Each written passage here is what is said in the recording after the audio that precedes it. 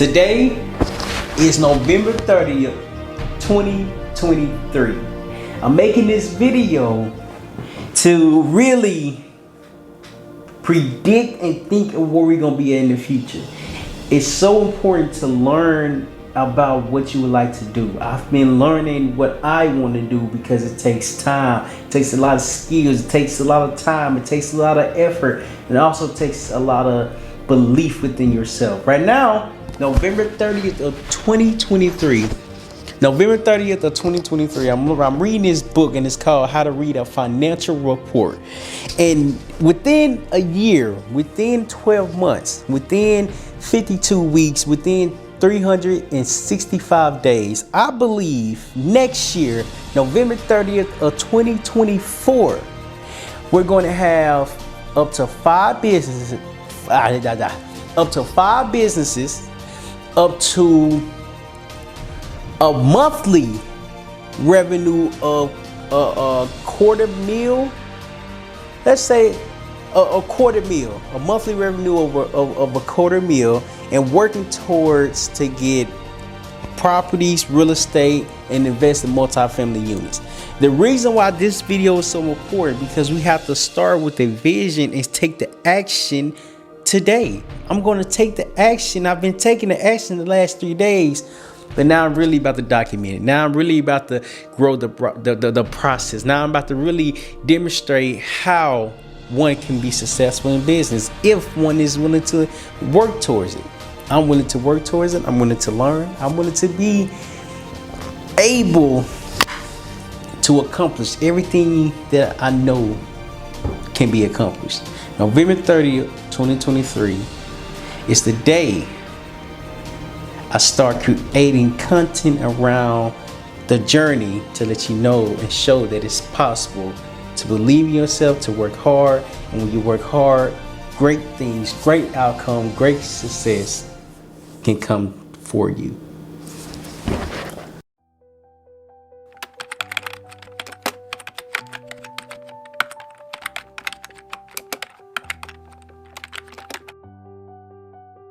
I was tired of living paycheck to paycheck and just barely surviving. I knew I wanted more for myself, so instead of me surviving, I had to learn how to get educated on what I was doing. My name is Terryl Humphrey, and a camera changed my life. A camera opened my world. A camera gave me a new perspective because it helped me connect with strangers that I've never met before. It helped me create messages that I was going through, and helped me learn that I wasn't alone. It helped me have more awareness for the problems that I was going through because others connected with me.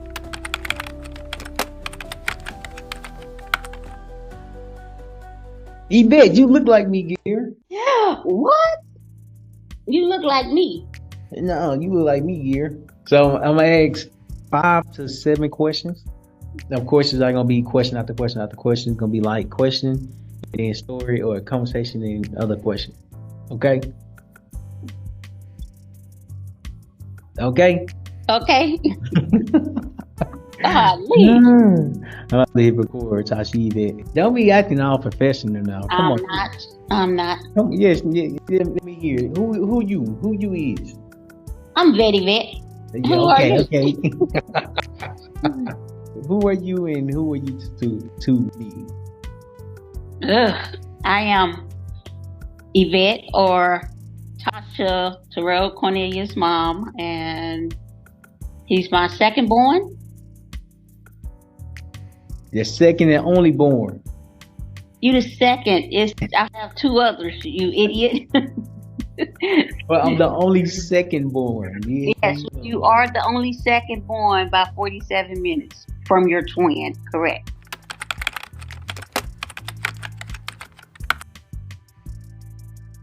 You got a pop there. You over there looking like somebody's grandpa, and you supposed to be somebody's brother. Pick one.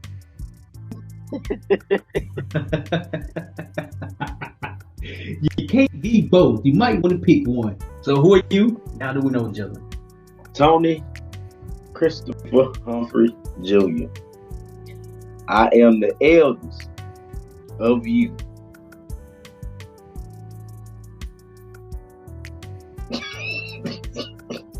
What? The eldest of you. But if Yeah. that makes sense, Yep. It did. It does. okay, try that again. Tony Humphrey Jr. and I am the oldest brother out of all three of us. There we go. Yay! The There more we go. successful, the strongest, and the most creative one. Yeah.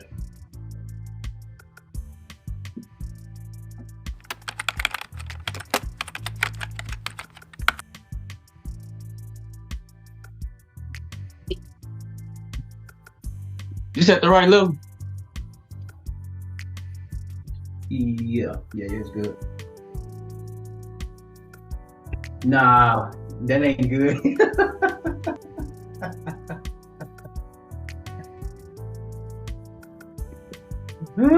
So we first start, I'm gonna ask you who you are, and then who are you? Who are you, and how you related to Terrell? You remember how we did it in San Diego when I put the camera right in front of us and then we were sitting right beside each other and we were just talking?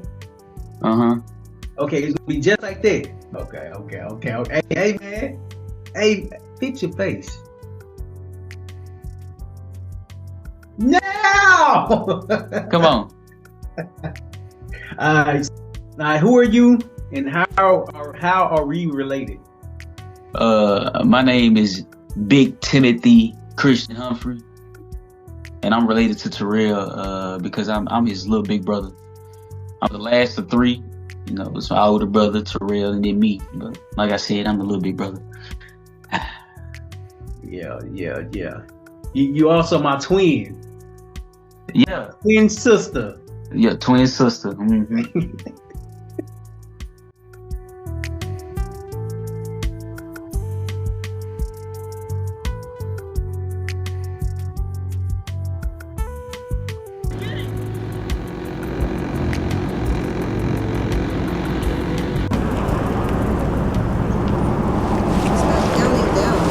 No, it's not supposed to count down.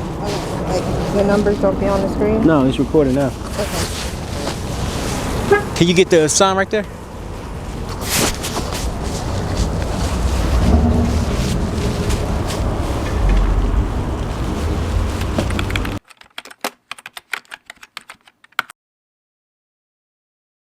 Yeah, turn it more to the other side. There we go.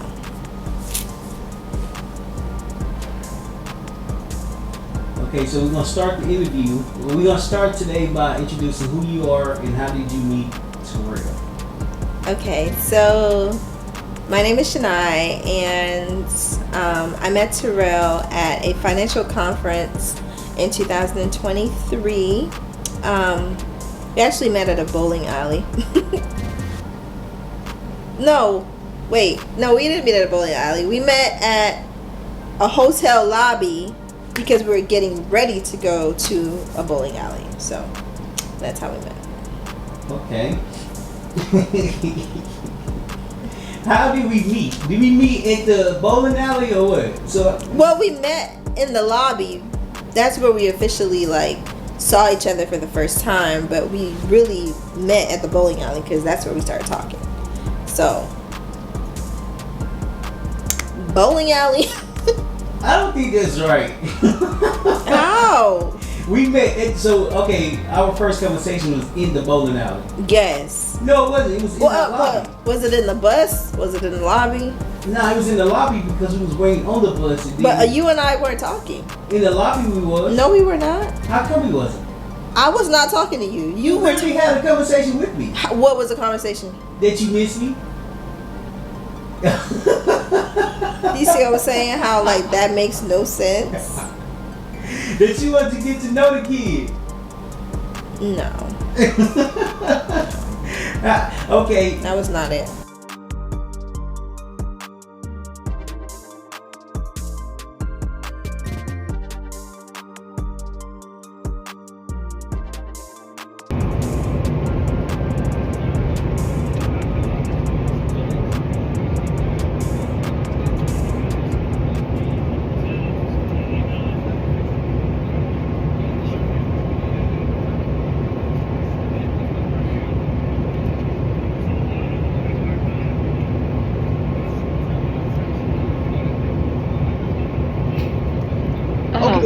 Okay, how did you know, as grown up, how did you know I would be doing what I'm doing today?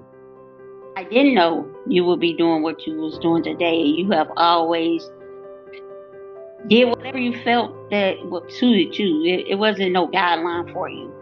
You didn't go by a script. Oh, I want to do this. I want to do that. Whatever you felt you was gonna jump into, you jumped into it. If it was for you, it was for you. If you put everything you wanted into it, if it meant something to you, you strive to make it your own, as your podcast, football, anything that Terrell wanted to make it personally his. That's what Terrell did. So it wasn't, oh, Terrell was going to be this person right here. No, I would never say that was going to happen. How was I growing up as a sibling, as a brother? I didn't like you. I didn't like you at all. You was weird. No, but it was straight, bro. We had to teach ourselves a lot of stuff, you know. So we worked together in some things. Some things we disagreed and fought in the process. So it was. I mean, it was one of them brother relationships. That's all that was. As we was growing up, how was I as a brother? Truthfully, Yeah, you can be honest. you was a crybaby. I'm just gonna put that out there. You was a little crybaby. You toughened up like, but what? You was a little a snitch too. But yeah, that's who you was then. You was a mama's boy, a real mama's boy. How was our first conversation? It was very chill, very lighthearted. We were laughing, you know. It was almost like we had already known each other because we were just like busting it up. We were friends. It was very chill. Was that shocking?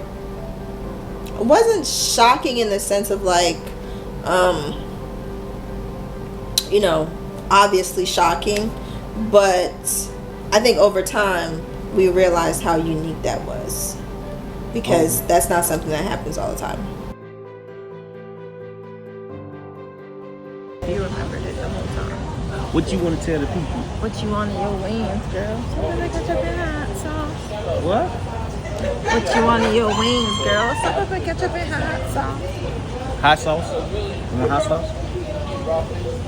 Salt, pepper, ketchup. It doesn't and hot. matter what you want. Hot sauce, man. Try it hot. Oh, you're so sexy. Yeah, I'm looking at myself in my reflection. Yeah, he looking at himself. He not looking at me. I was. Yeah, I had looked at myself. Now I'm looking at we can meet. We can meet.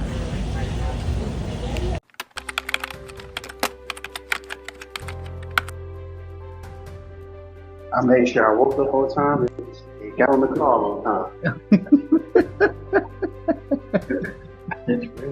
Hey man, I appreciate it, dog. I appreciate it. I got my shirt on.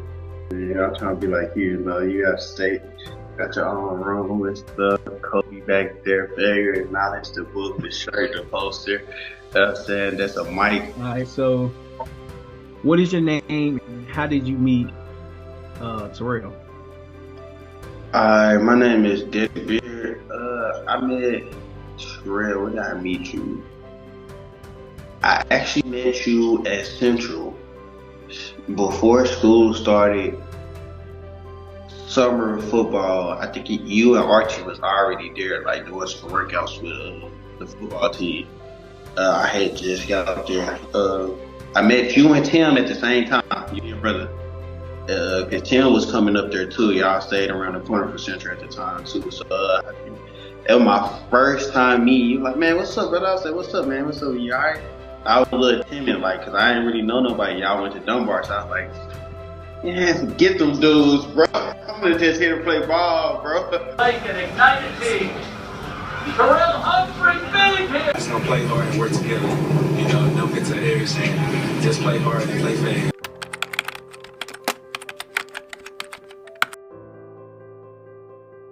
Hello, young man.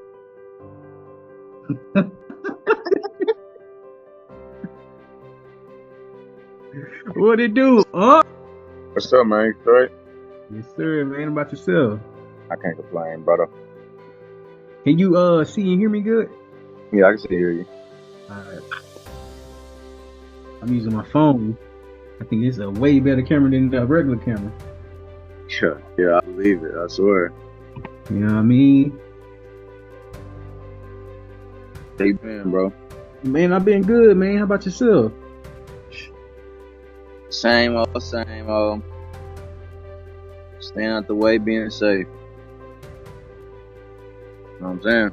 No. What you mean? You say same old, so everything good? Yeah. Staying out the way, being safe. Oh, that's what you said. Okay. I heard staying out the way, but I didn't hear being safe. Yeah. All right, so first we're going to start off by introducing yourself. So who are you and how did we meet? Hello, how y'all doing? My name is Malik Allen, and me and Terrell, I don't think you even remember this. Me and Terrell met in middle school, actually. And I believe in the 8th grade, and he came to, look at his face, he came to Henderson, and he was talking to Coach Finley, and he came up there talking mess to Coach Finley, and I done shook his hand and everything, but how we really met and became friends was in 10th grade in Mr. Foster's class for English, I believe. What's going on, man? How you know, bro? Somebody can watch you now. Nice to meet you. This Coach Walker. Yeah. When I went here, he was coaching. How you doing? Still doing what he Nice to meet you too. Yeah, hey, I've got a story to tell about this young man right here. His freshman year, I always tell this story. I feel talking about somebody who wants to play football. He came up here on a Saturday morning one time. He pulled up in this pickup truck, and I was coaching the freshman at the time, Coach. I pulled up. I said, "Hey man," I said, "How'd you get here?" He said, "I drove that truck up there." I said, "Do you have a driver's license?" He said, "No, sir." He said, "I just want to come to football practice." I said, "That's what I'm talking about right there. That's football player right there." Yes, sir. Yeah, our team went way down when he got hurt against North Little Rock. You hurt your knee. Yes, I did. Dang. Yes, I did. Yeah, he's a good player, good student athlete. He did it all. Yes, sir. Appreciate you, man. I appreciate y'all. What was your first impression of me? My first impression was like, he went to Dunbar, so it's like Dunbar used to beat up on schools in football. So I'm like, are they really just that good, or like was it just like was everybody good, or who was the real individual player? When you tore your ACL, and I couldn't even tell if you was mad, sad, happy. You've always been the same exact person.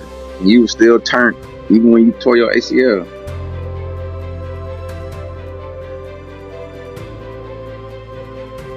Yep.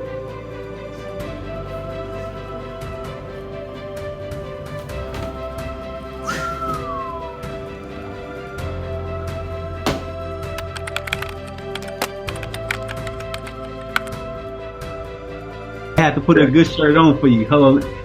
Let me show you where. Let me drop it down just a little bit. Can you see it? Oh, dude, I like it, man. That's a nice shirt, dude. I saw you running. You said trying to make 100,000. And how long you gonna try to do that? 90 days. Good for you, dude. I appreciate it.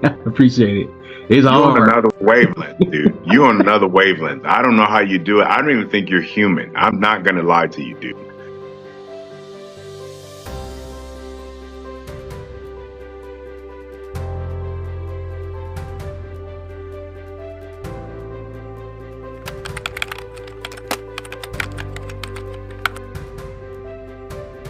Who are you, and how did we meet? Wade, Jamarcus Wade, go by Wade. Remember, I was on the course. You was teaching the course while we was doing the course, because I already know how to drive, so I ain't had to worry about it like everybody else.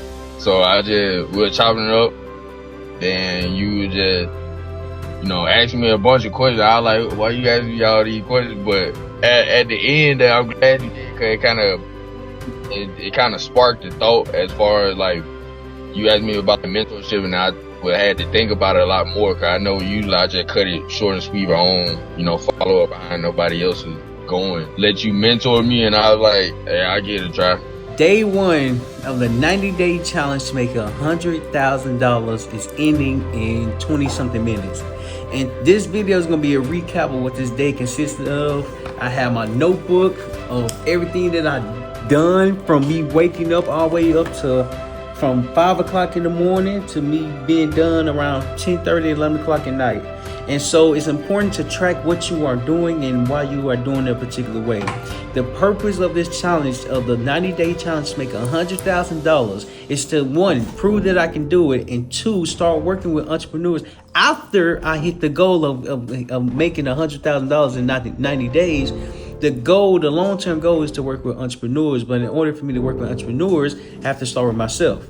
And if I'm able to make $100,000 in 90 days, I can help other people make $100,000 in 30 days. So that's the goal, that's the mission. And oh, by the way, if you're looking for to promote your business or looking for advertising, shoot me a message, shoot me a DM, and because I produce over 894 podcast episodes, and I'm sure my audience can benefit from your product. Send me a message and we can talk numbers, and I look forward to reading it. So this is day one recap of the 90-day challenge to make $100,000, and day two is tomorrow. A 90-day challenge make $100,000, and so far I've only made $217, but I had to invest back to the business. Now I'm around $10 and some change. You start and you never end, because when you start this journey, you have to keep going on. You have to keep pushing. You have to keep finding a way, because eventually you will get better, you will get smarter, and you will learn more on the path that you would like to go. So unfortunately, I wasn't able to hit the goal of making $100,000 in 90 days. Furthermore, I was able to learn so much from this challenge. You have to be willing to get back up, because failure is knowledge. And when you gain the knowledge from the failures, you're able to grow more within life. So don't be afraid of failure, because failure is knowledge, and you're meant to learn more throughout life. So this is day 90 of 90-day challenge to make $100,000. Who are you and how did we meet? So my name is Michael Childs. I am a retired Sergeant Major, United States Marine Corps. Me and Terrell, we met. He was my first ever house I sold. I don't know if I ever told you that, but you are the first house I ever sold. I was actually in escrow on another house, but that one took a little bit of time. So your house closed as my first ever transaction in real estate. Question: what was your first impression of me, and how I was asking this question? So you was asking a lot more of the questions that made me think about stuff that I was already trying to do. And then due to the fact of I was saying something about real estate, and that was a point where you was trying to do real estate or getting into it, but you was a lot more deeper into it than I was. So you let me tag along with meetups and stuff like that. When I was in the Marine Corps and we were running, we saw some cadence. So this morning, I'm gonna sing some cadence. Don't let the green grass fool ya. Don't let it change your mind. Don't let the green grass fool ya. Don't let it change your mind. In hindsight, that means whatever you water the grass, that's where the grass is gonna grow. So don't be afraid to water your grass. Don't let the green grass fool you. Don't let the green grass fool you. Don't let it change your mind.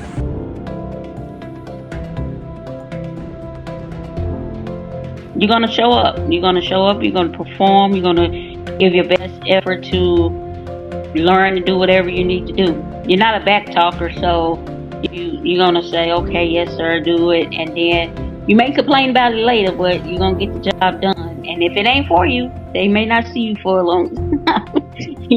You will find something else. Bro, we did anything just to keep ourselves entertained, bro. Like, we stayed outside playing football in the middle of the street, hooping in the middle of the street, riding our bikes everywhere, even when we weren't supposed to be outside. We watching the top of the hill, making sure mama ain't finna bust that turn before she see us, So Which I don't know, because even people that used to play with us, me and Terrell used to always argue in the huddle. Because the only person that could score the team was either me or him. You know, preferably I was number one. Can you agree, disagree? Yeah. I was the number one option. Real was number You two, were. but see, me and Terrell, we always got into it because he wanted the ball. Even if, because I wasn't selfish with the ball, I was a quarterback. Terrell would probably run the ball 3-4 times, and then when it's time for me to run the ball, we arguing because he want the ball again. The funnest moment?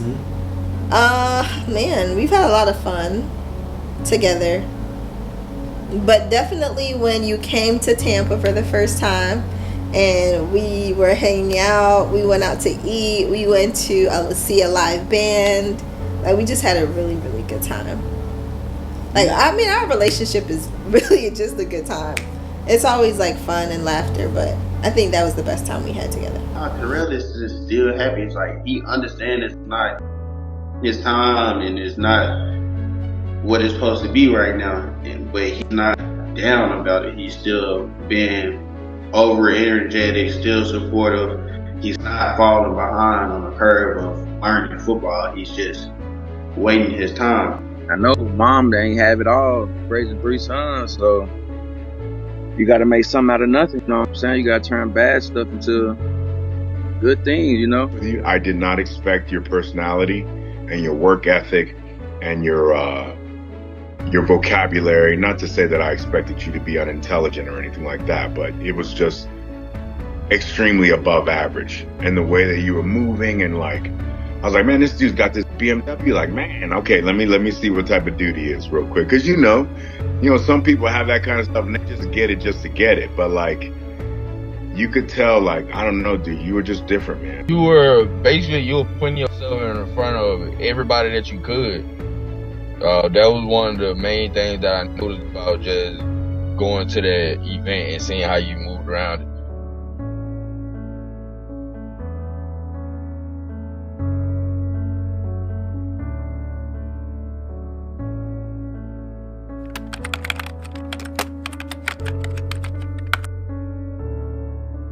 I just can imagine what this is going to lead to, because it's like from the moment that we've met up until this point, like I've seen so much progress in you as a person, as a entrepreneur. So I'm excited.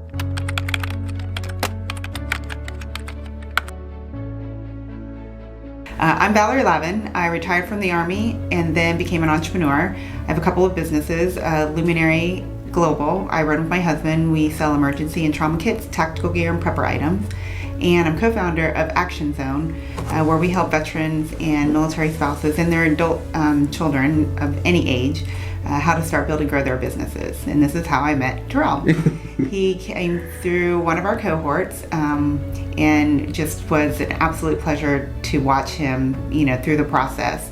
My first impression of him is just, he was very curious. He's like a sponge. He wants to take it all in. Go. Now I'm interning for Action Zone in their marketing department, helping them spread the word, connect with more service members, transitioning members, and spouses as well. So if you're interested in getting started in business and learn more about it, Action Zone is a program for you, because we'll help you start, launch, and create and be more clear on the business that you want to start.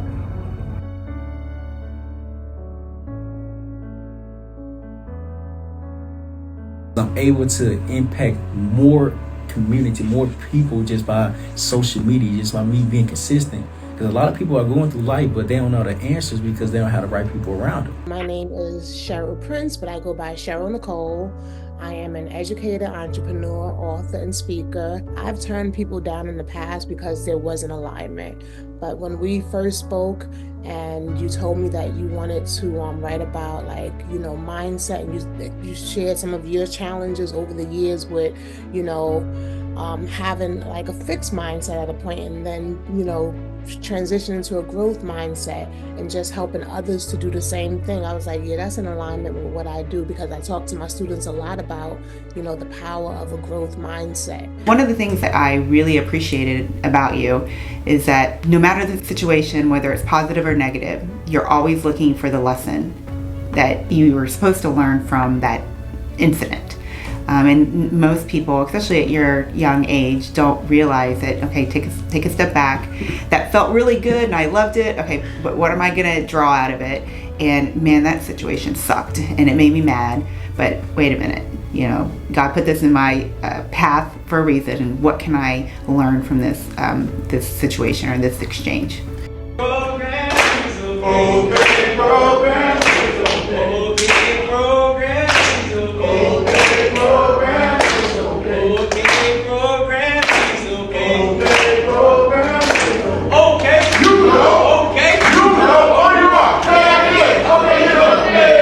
Said before, my mind just be going all over the places. Like I can start one thing, and then go to another, and not master the one thing I just started. You know what I'm saying? But that's good to have and bad to have also, because you can't master what you just started before you go to something else. You know what I'm saying? So it's like master this one particular thing, then go on to the next. You know what I'm saying? And just grow from there. It took a process for you to realize who you were in life. It wasn't just automatically, oh, Terrell is dependable. Trust me, you got many whoopings because you wasn't dependable or reliable or responsible for what you needed to do. But once it kicked in, you started to manifest and continue to grow with what you needed to grow on. You are you and don't care who is around. Literally. Like your confidence level, or some people may call it cocky or whatever the case may be, but your confidence level is at a certain point where can't nobody really touch you. Like, just being real. If you understand how much this boy meant to the team, like you probably gonna drop a tear right now. And I remember after that, the next game at home, they had your number on everybody's helmet, like you died or something. We're the best of friends, and we're literally so similar, it's insane. And we always just seem to find our way back to the love that we share. So I think that's gonna last a lifetime. Experience is everything. You have to experience something even to know what you want. So you have to go to them levels of life. Terrell, you just a different person, bro. I'm not gonna lie, bro. I've never really seen you just. Well, I've seen you mad before, but it was just football. We running and stuff and tired. But I've never seen you outside of football, anything like that. I don't think I ever seen you just mad or down. How have I influenced you? When I met you, you're not as young, you're not as old as me. You don't have as many experiences as me. You don't have that, right? Just because you're not as old as me and you haven't had the opportunity to have those experiences or have all this stuff that I have. You haven't had it just yet. But you were ahead of your time. And the way that you were moving, like I was just like, man, this guy he is something else, man. And I was just like, dude, you sitting here complaining about this and complaining about that, and this guy is crushing it. He's always happy. What was the thing you always used to say? I'm not gonna complain about it because it won't do no good. And man, even that little thing just resonated with me incredibly, man. But just the way that you set the example with the attitude that you had and the things that you were doing on the side, it was just amazing. I kept wishing, like, damn, man, why wasn't I thinking like that when I was his age? Like, why wasn't I moving? And I was working. I had a second job, but like, it wasn't like you, man. So I was like, man, this is awesome. And then the other part was, when I met you, some of the Marines suffered a little bit because I was like, well, why don't you perform like Terrell? You were talking about what you was gonna do as we was heading over there, and then once we got there, you did exactly what you said you was gonna do. You was like, I'm gonna start talking to these people. I'm gonna do this. I'm gonna write down this. And then once I get all these names, they be needing leads. So, I'm gonna just take the list and I'm gonna just distribute it. And I'm like, that's a good idea. It was like a learning curve at times, right? It was definitely a learning curve at times, but you showed up each time. You were open-minded. You were coachable. So that was the main thing, being coachable. And you were like, we were in this together. Like when you walk into a room, because you're talkative, inquisitive, you instantly made them feel comfortable, and they trusted you with videoing. That's one of the things with Action Zone. Like in the military, failure is not an option because failure can lead to death. All right, Terrell, how are you doing today? Team Money. Team Money. I'm just kidding. That is hilarious. All right, babe. Let's get started. So, can you introduce? I did that on purpose. Girl, you're nervous, baby. No, I did that on purpose. Okay. All right. So, can you introduce yourself to the people? Let them know who you are. What's your name? Where are you from? Like, what do you do? Yeah, absolutely. Absolutely. My name is Terryl Humphrey. I'm originally from Little Rock, Arkansas.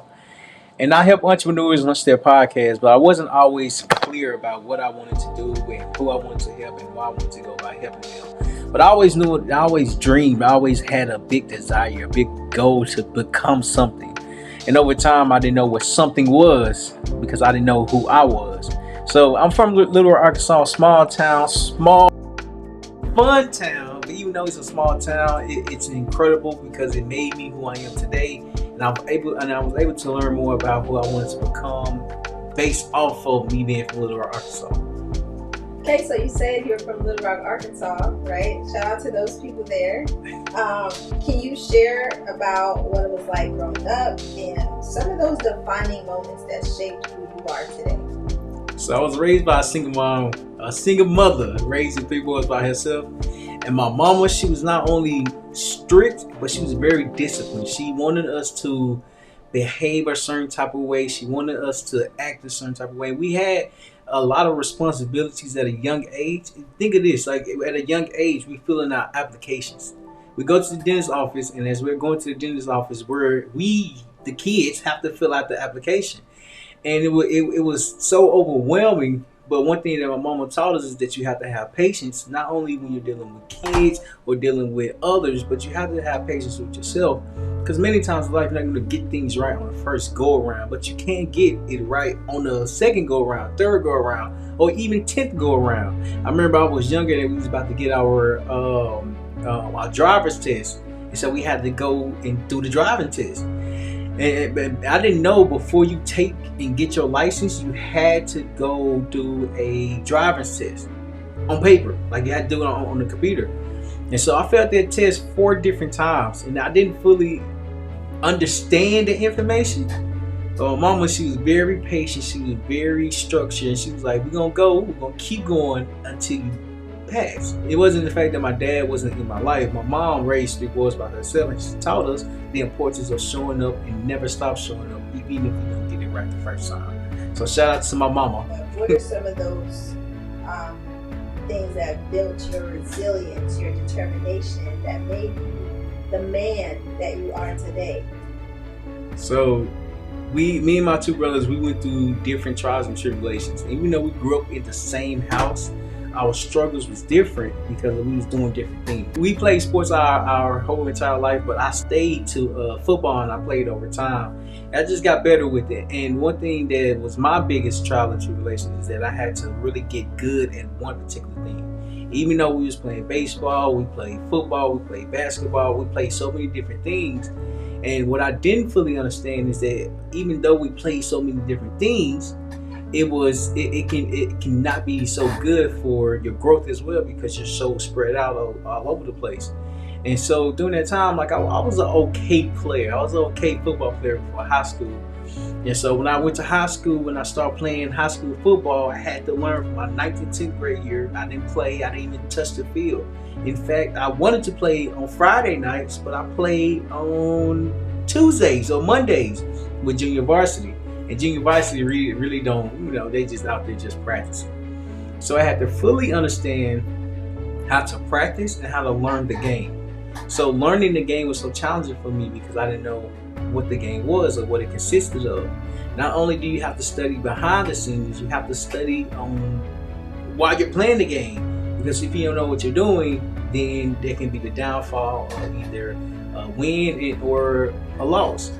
And so one thing that I've learned just learning more about football is that it was tough for me. Even though it was challenging for me, I learned and pushed through it to overcome it. Because my 11th and 12th grade year, I had a phenomenal year. due to the fact that I was willing to learn on and off the field. So my 12th grade year, I tore my ACL and everything came to an end. What is the one message or lesson you hope others take away from this documentary, starting with the dream? You just said it. So one thing that I hope others who are watching this documentary, this film, and this take away from this film is that you have to start with the dream to become somebody. One person that I look up to often, he's no longer here on this earth, but he made a major impact, was Dr. Martin Luther King Jr. And in the video he made, it was what's your life's blueprint. And in this video he proceeds to say that in order for you to be somebody, you have to develop your own somebodyness, which means that you have to be willing to discover yourself. When you discover yourself, you have to be okay with identifying the dream that you like to focus on, the dream that you like to accomplish, and the dream that you like to chase. Dr. Martin Luther King Jr. had a dream. I'm starting with the dream to know that you can become something different.